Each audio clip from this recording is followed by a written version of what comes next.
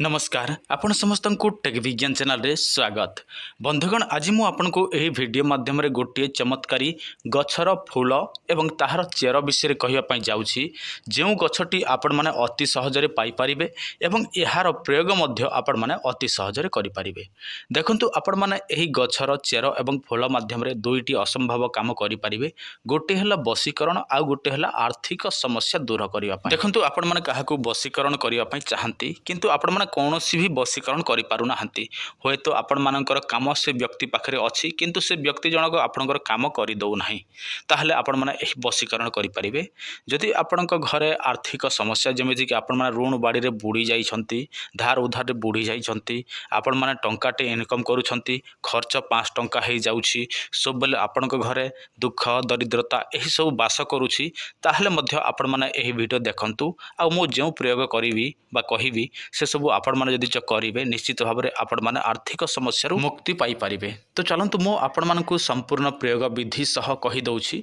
ता पूर्व आपण समस्त को मो अनुरोध करूछि आपण माने प्रथम थर पई चैनल देखुछंती चैनल टू को होय तो सब्सक्राइब करंतु न करंतु सेटा आपणकर इच्छार कथा किंतु वीडियोटी को आपण माने लाइक कर दियंतु ता सहित आपण माने एही वीडियोटी को शेयर कर दियंतु। प्रथमे आपण माने वशीकरण पई जानि रखंतु।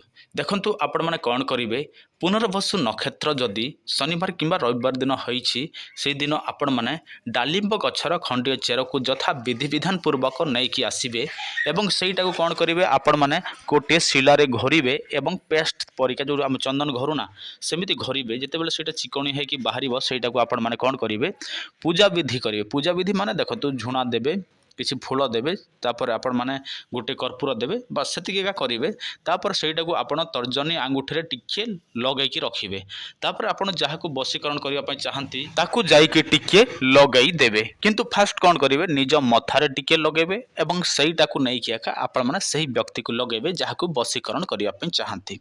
एटा हला वशीकरण। एबे देखंतु आर्थिक समस्या दूर करिया पई आपण माने कोन करिवे डालिंब फूल 108 टी जोगाड़ करिवे। डालिंब फूल 108 टी जोगाड़ करिवे तापर महू नेबे घिओ नेबे तापर आपण माने खैर काठ नेबे। प्रथमे कोन करिवे गोटे यज्ञ कुंड प्रस्तुत करिवे एवं यज्ञ कुंड प्रस्तुत करिकि आपण माने एही फूल को गोटे नेबे एवं से घिओ महुरे बुड़ेबे एवं यज्ञ कुंड रे सेटा को लक्ष्मी ना रे अर्पण करिवे। 108 टी फूल सरी गला परे आपण माने कोन करिवे आपण माने निजर पूजा विधि समाप्त करिदेबे।